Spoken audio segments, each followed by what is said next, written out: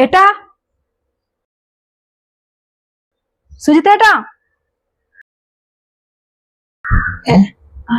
അയ്യോ, അതാരെന്നറിയോ?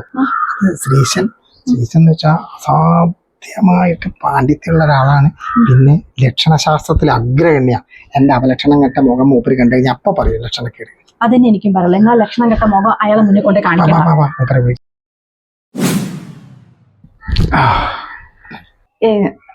എന്താ സ്ഥിതി ഇവിടെ? ലക്ഷണപ്രകാരം കുഴപ്പമൊന്നുമില്ലല്ലോ അല്ലേ? അതെ, ഇവിടെ ഞാൻ ഇപ്പൊ കേറിയത് തന്നെ തെക്കോട്ടാ. ഈ പടി വെച്ച തെക്കോട്ടാ. ഇത് അത് മാറ്റിയിട്ട് ഇവിടെ തുറക്കുക, കിഴക്കോട്ടാവും.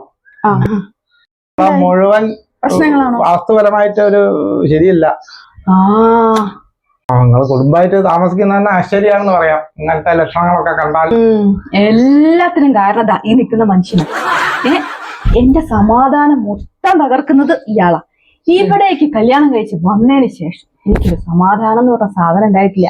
ഈ ലക്ഷണങ്ങളൊക്കെ ചിലപ്പോ അതിനൊരു കാരണമാവും. അത് മാത്രല്ല ഇയാളൊക്കെ പരിഹാരം ഉണ്ടാക്കാം. സംഭാരം എടുത്തോളൂ.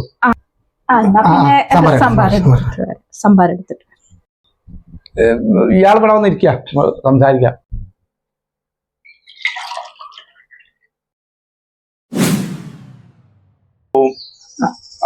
സംഭാരം ഒന്ന് വിളച്ചോളൂ. ഇനി മുറുക്കാനുള്ള കൊണ്ടുവരൂ. ഇയാൾ ഇവിടെ ഇരിക്കുക.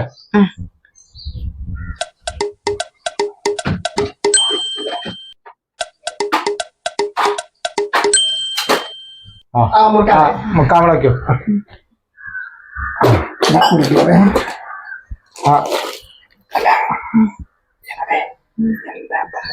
പറഞ്ഞത് നിങ്ങളോടെന്താ പറഞ്ഞേ?